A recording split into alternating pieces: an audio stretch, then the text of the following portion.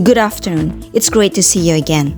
Here's the moment when the President of the Republic of Indonesia, Mr. Prabowo Subianto, delivers a speech at the Saint Petersburg International Economic Forum SPIEF 2025 that was held in Saint Petersburg, Russia on Friday evening, June the 20th, 2025, local time. As we know that Mr. President Prabowo Subianto took part as a featured speaker at the Saint Petersburg International Economic Forum 2025 in Russia, where he highlighted major breakthrough in Indonesia's food production sector, particularly in rice and corn.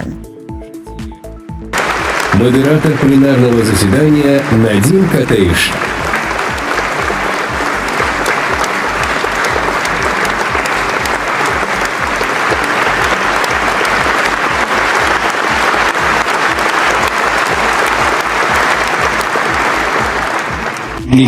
Пол Машатили.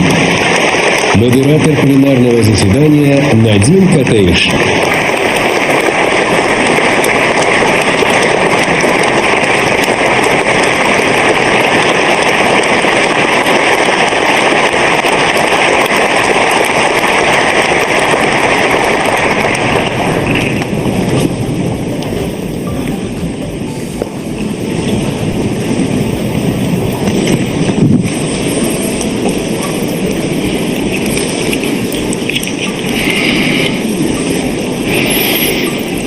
Good evening, everyone. Mr. President, thank you so much. It's a pleasure and an honor to be with you on this panel with your esteemed guests. If anything, the Saint Petersburg International Economic Forum is again and again proving itself as a pivotal platform for the discussions around global economy, global trends, and geopolitics. So there is no better time than now than being here and discussing what we are going to discuss after listening to these speeches, one by you and the rest by your esteemed guests. Thank you again. Thank you so much. And this is a very interesting panel if you look at the structure of the panel. We have China, we have Indonesia, very important country from the ASEAN, have Russia, we have Bahrain, a very important and vibrant GCC country, and then we have South Africa, which is a founding member of the BRICS. I give the floor to the President of the Republic of Indonesia, Prabowo Subianto. The floor is yours.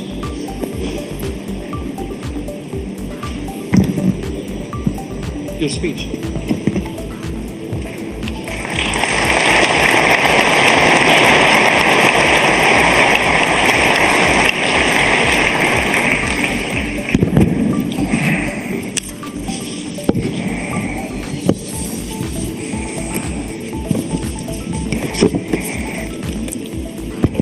Your Excellency, President Vladimir Putin, President of the Russian Federation, Your Excellency Prince Nasser bin Hamad Al Khalifa, National Security Advisor to the King of Bahrain, Your Excellency Paul Mashatile, Vice President of South Africa,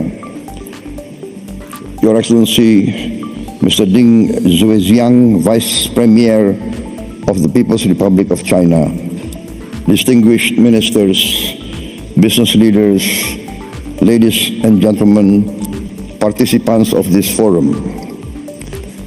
I'm honored here today to be invited and to speak in this forum, the Saint Petersburg International Economic Forum 2025.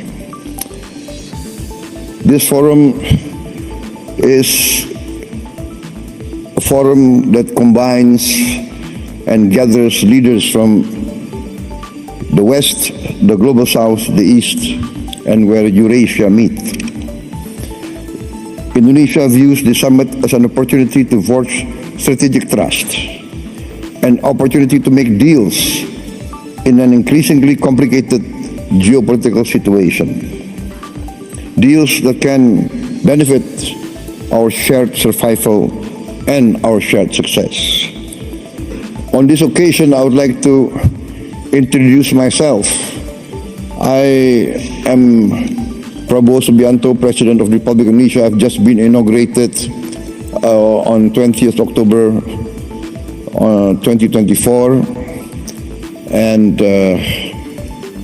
this is my first International Economic Forum, so I apologize if I'm a bit nervous.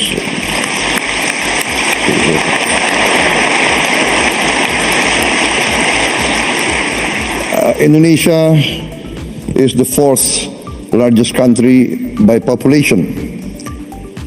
Every year, there are 5 million new Indonesians arriving in this world. Every year, 5 million. That means every year, a group of people the size of Singapore. So in 10 years, there will be 10 Singapores in Southeast Asia. The size. I give this as an illustration of the size of Indonesia. This gives us great opportunity, but also gives us great challenge. Any leader of Indonesia must think how to feed 5 million more mouths every year, 5 million new school places, etc., etc. The hospitals, and more important and most important is the food.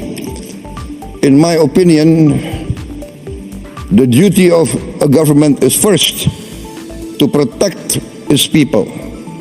And to protect its people means to protect its people from hunger and from poverty and from the suffering of a challenging environment. Therefore, when I took over the government of Indonesia, my main priority was first to achieve self-sufficiency in food. Number two, self-sufficiency in energy. Number three, to improve the education level of Indonesians to be able to compete in the challenging era of the 21st century. And fourth, to speed up the industrialization of Indonesia. Indonesia has been fortunate in being given by the Almighty Lord vast economic resources. Vast economic resources. But these vast economic resources, if not wisely managed, actually can be a curse to our people. We have vast forests, we have vast minerals, we have a lot of commodities that are useful for the world. But this has to be managed well. And therefore, in my opinion, every country needs its own economic policy and its own economic philosophy. One of the big mistakes of many countries in Southeast Asia is that we tend to always follow the biggest and the most powerful power in the world. In the last 30 years, we see the dominance of the neoliberal capitalist classical free market philosophy, which basically tends to be laissez-faire. And the Indonesian elite followed this philosophy, and therefore, in my opinion, we have not managed to create a level playing field for all our people. There is vast growth. We have grown 5% continuously, especially the last 7 years. Yes, 35% in 7 years. But we have not managed to have this so-called trickle-down effect.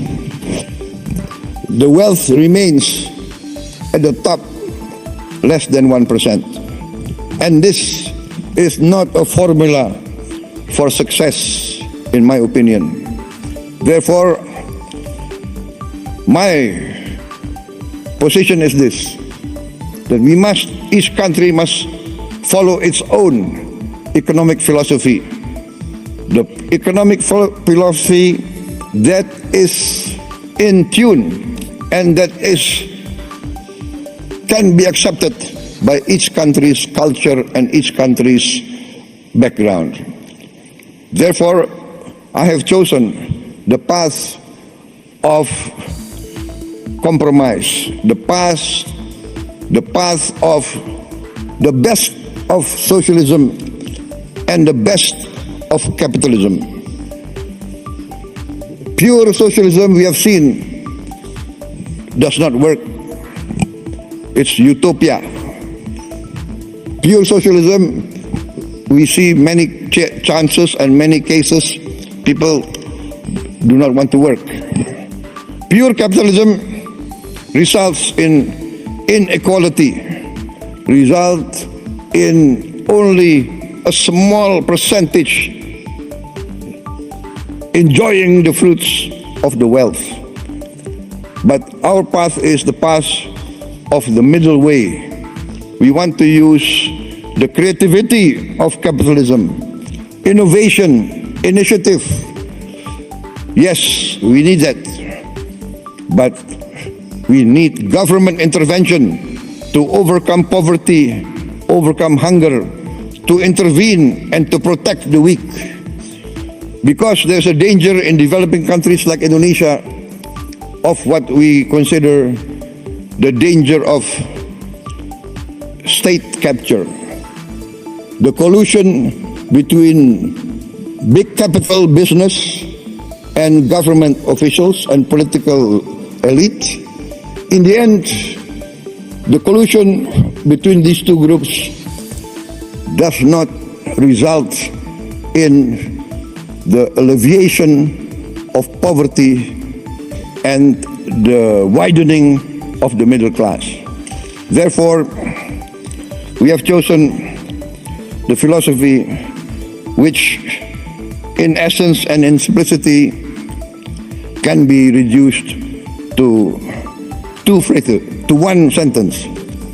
The greatest good for the greatest many. That is our philosophy.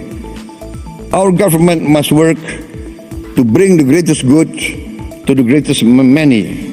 And in this case, we have to have a clean government, free of corruption. And this, I think, is the key of rapid development. I am proud to stand here before you. In my 7 months of administration, we have achieved an increase in rice and corn production of around 50%. And this is the greatest increase production in the aggregate in the history of the Republic of Indonesia. And we have now in our government warehouses 4.4 million tons of rice, which is the largest reserve in the history of the Republic of Indonesia. In just a few months of my administration, we increased efficiency, we fight very strongly against corruption, we deregulate, we cut all the regulations which increase inefficiency, and we have seen the rapid results. I believe that if Indonesia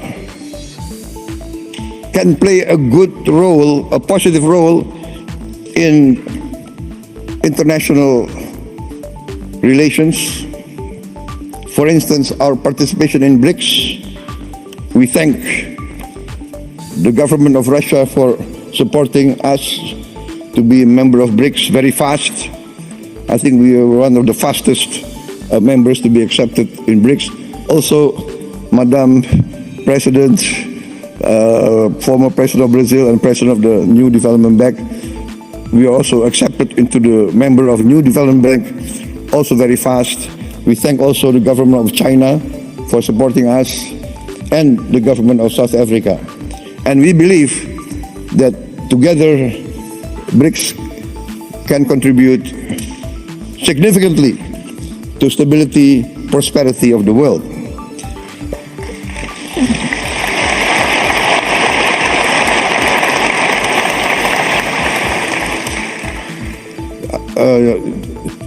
I would like just to tell us a slight story, not part of my speech, but I was asked why I did not attend the G7, but I attended the Saint Petersburg Forum G5.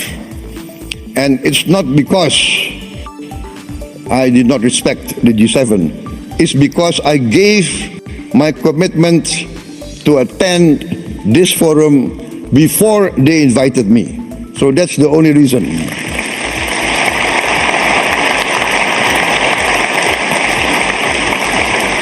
So please don't read too much into the event.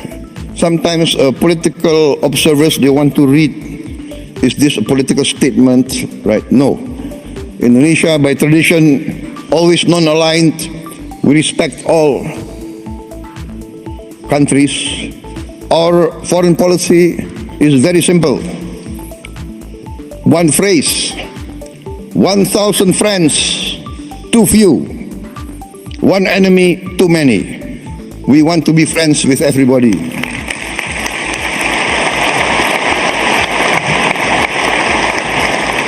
Only with friendship, collaboration, can we achieve prosperity. So thank you very much, President Putin, for inviting me. And because you invited me, I can be here today in this historic city, a city of heroism, a city of great patriotism, and as an amateur student of history, I followed the history of Russia, and I know the significance of Saint Petersburg. And I had the honor of tending the cemetery of the victims of the war a few days ago. So thank you very much for this invitation.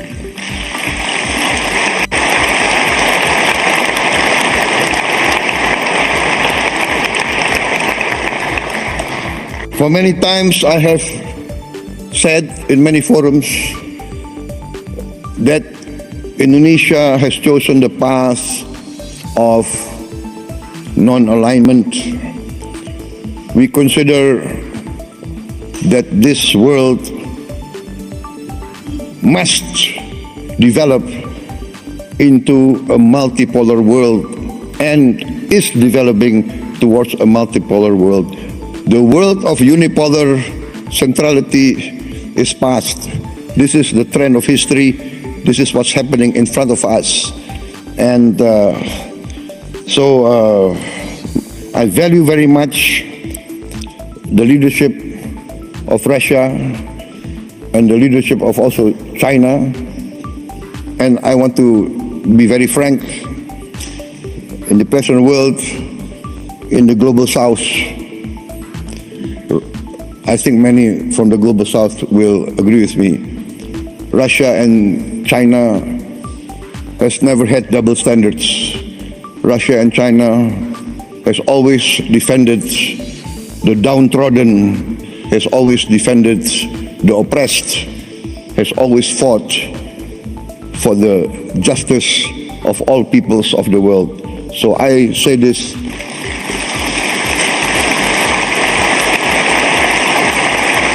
from my heart. Therefore, Indonesia wants to be a good partner and a strong partner. My experts tell me that in this first semester, our economic growth is more than 5%. Actually, it can really end up by the end of this year nearly 7% or even more. So this shows that we have chosen the right path and we are achieving our goals. I'm very convinced that we will achieve our goals within a few years. I've given the target 4 years self-sufficient in food, and we are experiencing that we can be self-sufficient in food within this 1 year. And we will be, in a few years, a net exporter of rice and corn. Also, now I've formed a sovereign wealth fund, which we call Danantara, which means the future energy of Indonesia. So this fund we make to protect the wealth of our children and grandchildren. The fund now has 1,000 billion US dollars of asset under management. And this year we have cash to invest of $18 billion. We want to work together with all strategic partners. We do not ask for assistance. We do not ask for handouts. We want to be a real partner. We want to achieve together real prosperity. We are open for business. We invite all groups from everywhere, especially Russian entities.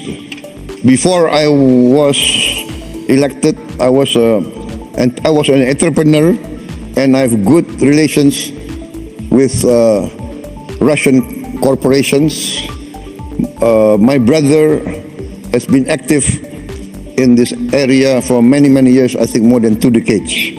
So we know Russian corporations, and we would like to see Russia participate more in our economy. I've mentioned our foreign policy. We have always been and we will continue to be non-aligned. We thank Russia for helping us and for achieving the Indonesian-Eurasian Union SIPA, Comprehensive Economic Partnership Agreement. And we have completed also negotiations with other groups, Bloc CPTPP, also with the European Union SIPA, and we also request to join OECD. For us, the world and the planet is getting smaller.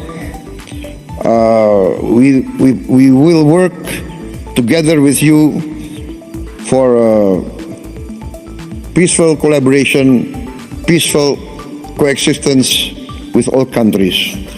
We view with sincere regret the escalation and increase of conflicts around the world, especially in the Middle East, and we hope that all parties can come to a peaceful resolution as soon as possible.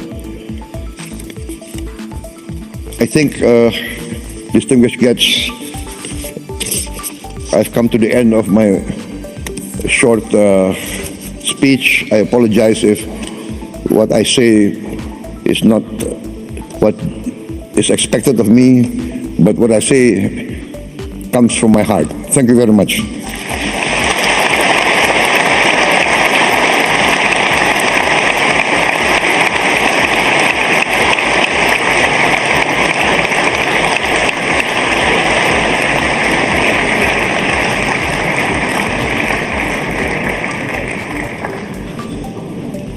Thank you, President Subianto, and I'm not sure this is your first speech. It doesn't look like, actually. You did a great job. Thank you so much.